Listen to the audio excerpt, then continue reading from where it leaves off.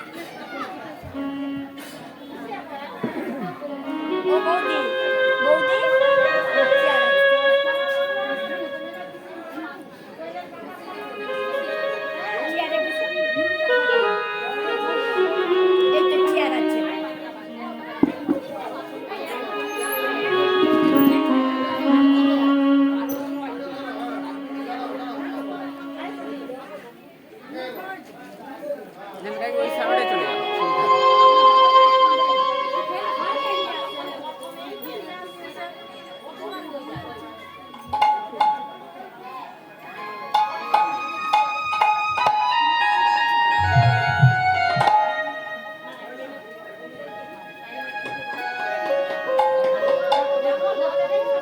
जय जय राधे, जय गीताई, जय गौरी, जय राधा माधव, हरे कृष्ण, जय जय राधे,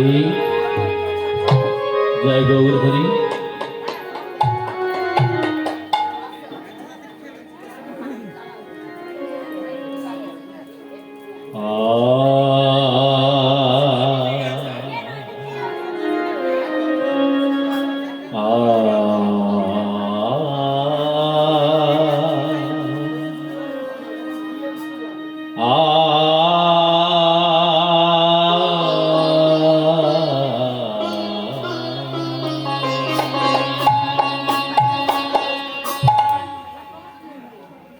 गुरु ब्रह्मा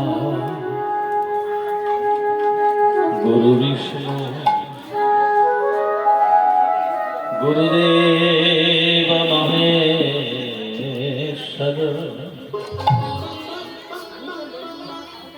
गुरुदेव परम ब्रह्म तस्मै श्री गुरवे अज्ञानतिमिरन्धस्य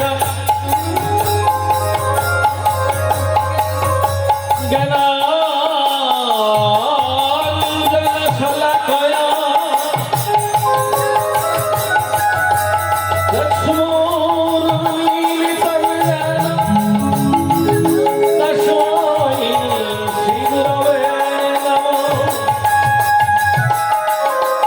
तस्मै श्रीगुरवे नमः। तस्मै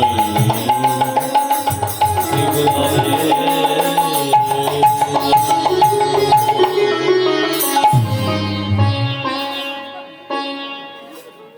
হে আমার গৌরগত প্রাণ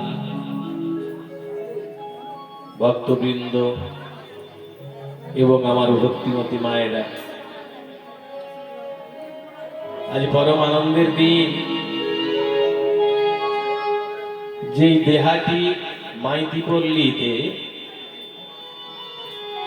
গোপীমোহনজির মন্দির প্রাঙ্গণে অষ্টপ্রহর ব্যাপী নামযজ্ঞ অনুষ্ঠানের সমাপনান্তে এই দেহাটি মাইতিপল্লীর সদস্যবৃন্দ এবং সদস্যগণেরা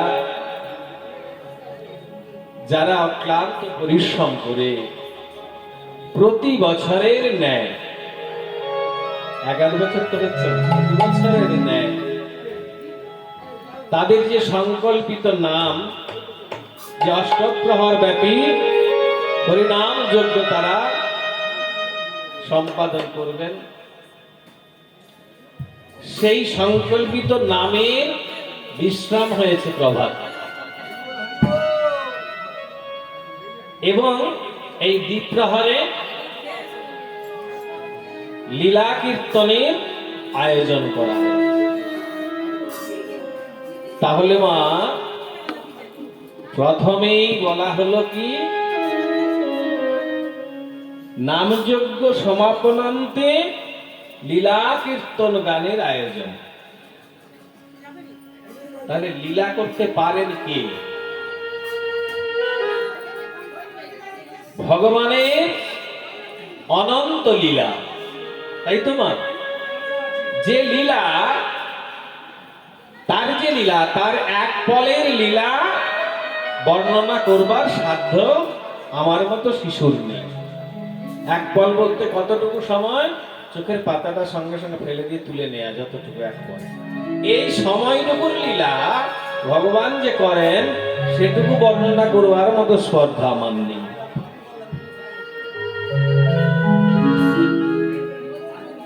তাই এই যে আমার গোপীমোহনজির অনন্তময় অনন্ত লীলা তার। সেই গোপীমোহন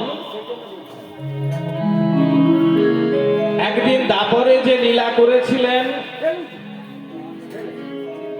সেই লীলা আজ আমরা আস্বাদন করব।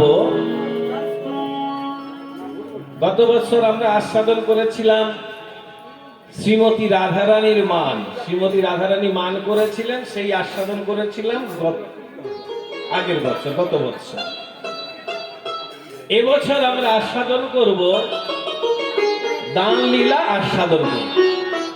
গত বছর করেছি মান লীলা, এবছর আমরা আস্বাদন করব দান লীলা। হরি বল হরি বল। তাই গৌর হরি হরি। তাহলে এই যে দান,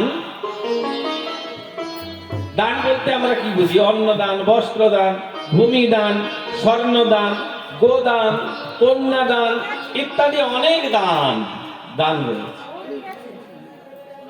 আচ্ছা, এই এত কিছু আমরা দান করেই, এই অন্নদান বলুন, বস্ত্রদান বলুন, যা কিছু, আমার কি সেটা ছিল? আমার বলতে তো কিছুই নেই। যাই করি না কেন, সেই গঙ্গা জলে গঙ্গা পুজো করার মতো। ভগবানের দেয়া জিনিস, সেটা আমি আমার বলে অপরকে দিই, তখন আমি বলছি আমি বড় দাতা হয়েছি, আমি দান করেছি। কিন্তু অতি দানে বলি বাধ্য। দেখে, দানের মধ্যে শ্রেষ্ঠ দান আত্মনিবেদন।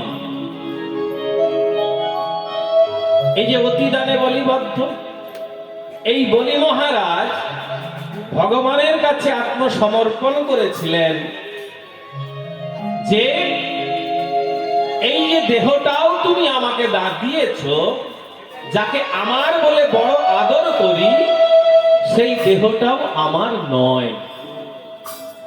এই দেহটাও কি আমার? এটা তো একটা পরিচয় মাত্র। এটাকে মাইক্রোফোন বলি আমরা, এটা দেখতে এরকম। তাহলে আমার যেটা বলি, আমার বলিতে কিছু নাই, কারণ যে নামটা আমার দিয়েছেন, আমার নাম তপন, এই নামটাও তো অপরে দিয়েছেন। আমি দিতে পেরেছি কি? বাবা মায়ের আবার প্রতিবেশীরা কেউ দিয়েছেন তোমার এই নাম থাকুক, তাহলে অপরের দেয়া। যখন চলে যাব তখনও নিয়ে যাবে কাঁধে করে আমায় অপরে। তাই তো যা কিছু হয় সবই পরের দ্বারায়। তাহলে যেহেতু এই দেহটা আমার নয়, তাই ভগবান বলছেন এই দেহ যাকে তুমি আমার বলে কদর করো, তোমাদের এই দেহগুলো আমায় দান করো। যাকে তোমার বলে তুমি ভাবো, তোমার নয়, কিন্তু ওই দেহটা তুমি আমায় দান। আমায় দান করলে আমি যে ধনী হব তা নয়। আমায় যদি তুমি ওই দেহগুলো দান করে দাও, প্রকারান্তরে তোমারই লাভ হবে। কেমন ভাবে লাভ হবে? না তখন আমার বলে কিছু থাকছে না, যা কিছু সব সমর্পণ করে দিচ্ছি ভগবানের নামে। তাহলে ভালো মন্দের বিচার তিনিই করবেন সব। ব্রাহ্মণের গরু মারার মতো বাগানে তছনছ করে দিল গরুতে। পাপের ভাগীদার ব্রাহ্মণ গরু মেরেছে, ওই ফসল নষ্ট করেছিল বলে। তখন বলছে কেন আমি পাপ নেব? হাতের দেবতা তো আমার ইন্দ্র, তিনি মেরেছেন লাঠি দিয়ে গরুকে, তাহলে আমি কেন পাপের ভাগীদার হতে যাই? তো ইন্দ্র এলেন, এসে জিজ্ঞেস করছে এত সুন্দর বাগান কে করেছিল গো?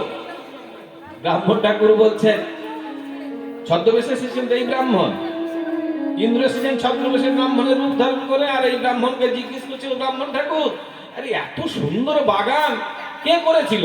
কিছু নষ্ট হয়ে গেছে দেখছি। না বলে প্রভু এটা ঠাকুরমশাই এটা আমি বানিয়েছিলাম, কত কষ্ট করে করেছি জানো, কিন্তু জানো তো গরুয়ে নষ্ট করে দিয়েছে সব।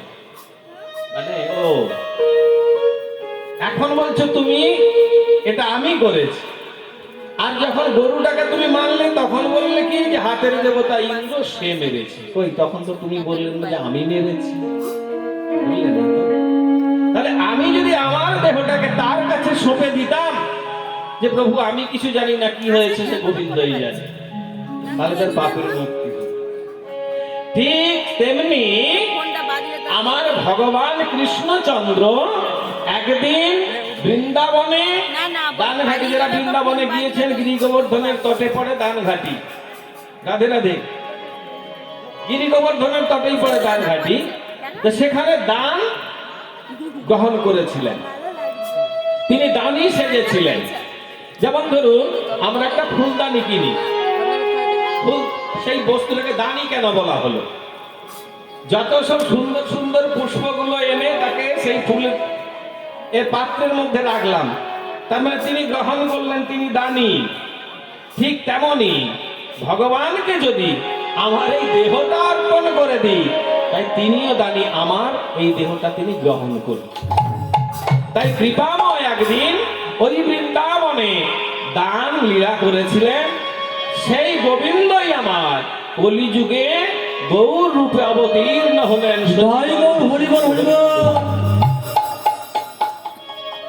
এটা আমরা কোথা থেকে জানতে পেরেছি যে ভগবান দান লীলা করেছিলেন? এই গৌর হরি আমার একদিন করলেন কি, সকালবেলায় মা নদিয়ার মা রাস্তার মাঝখানে দাঁড়িয়ে পড়লেন। নদিয়ার যে বিশাল রাজপথ আছে না, যেখান থেকে বহু লোক যাতায়াত করে, ছোট রাস্তা দিয়ে তো দু একজন যায়, কিন্তু বড় রাস্তা দিয়ে অনেক লোক যায়। ঠিক গঙ্গার ঘাটে, ঠিক বড় রাস্তা রাজপথ, সেই রাজপথের মাঝখানে দুটি বাহু প্রসারিত করে একটি বেত নিয়ে দাঁড়িয়েছে। এই বেত নিয়ে দাঁড়িয়ে যেই যাচ্ছে যখন সুরধ্বনিতে জল আনতে, তাদের কাছে দান চাইছেন যে আমায় তোমরা দান দিয়ে যাও, না হলে তোমরা গঙ্গায় স্নান করতে যেতে পারবে না।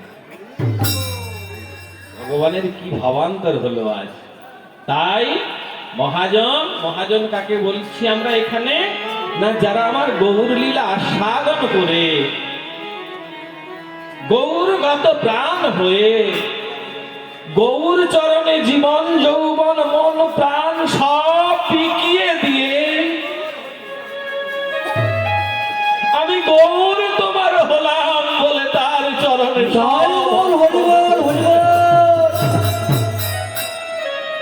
সেই গৌর হরি আমার রাজপথে দাঁড়ালেন আমাদেরকে উদ্ধার করবার জন্য। আর এই লীলা দর্শন করছেন আমার গৌর পার্ষদ বাসুদেব ঘোষ।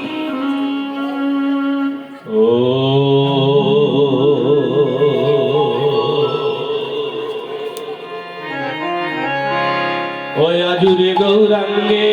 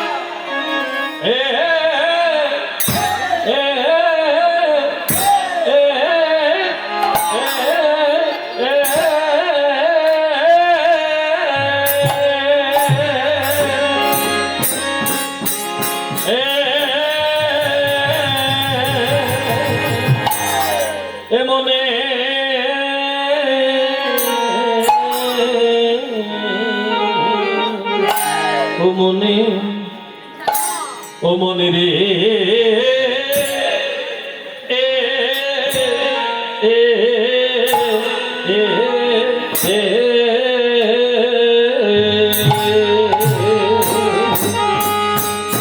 আহামরি কি ভাবো দিল ওরে কি ভাবলো দিল ওরে রে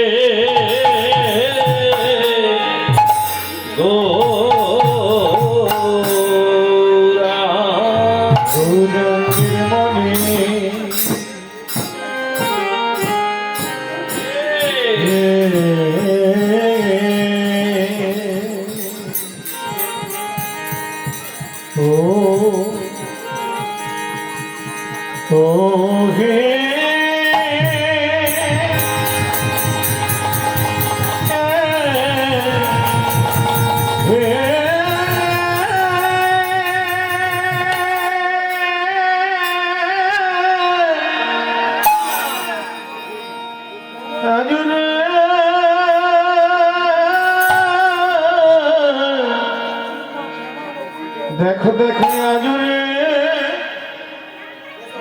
আজুরে গৌরাঙ্গে গৌরাঙ্গে মনে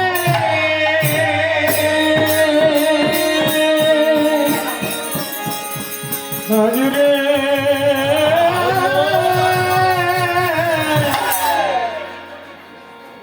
গৌরাঙ্গে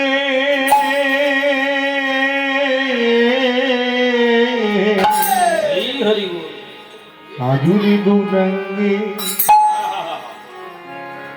গৌরাঙ্গে মনে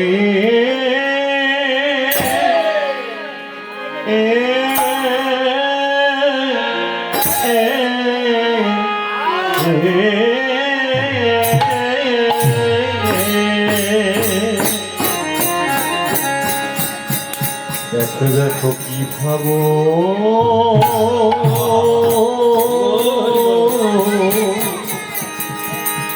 কি ভাবো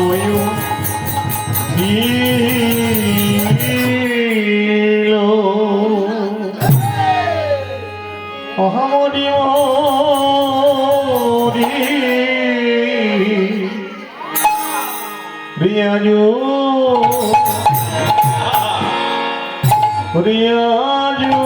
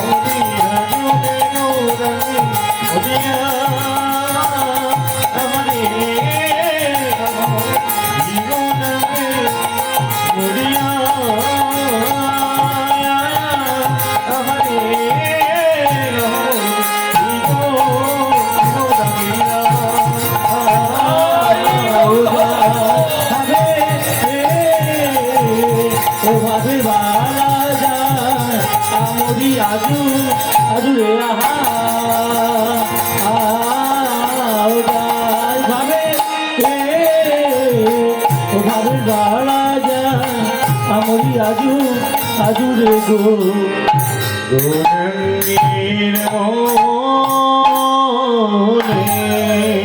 আহামরি আজুরে গো রঙ্গের মনে দেখো দেখো আজুরে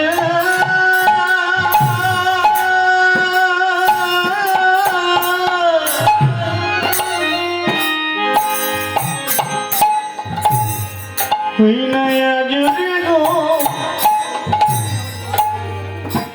রঙের মনে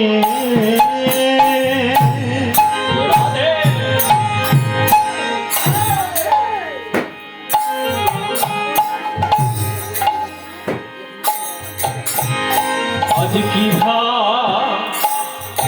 বলুল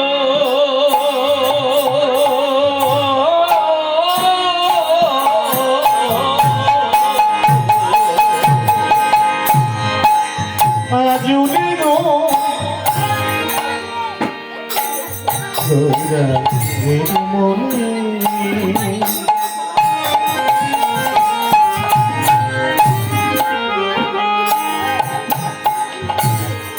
আমার ভালো নেই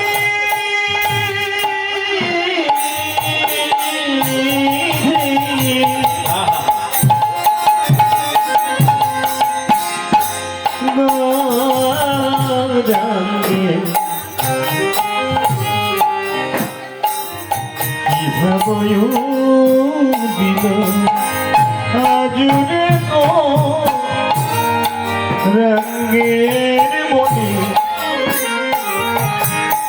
হই না কিভাবে দিল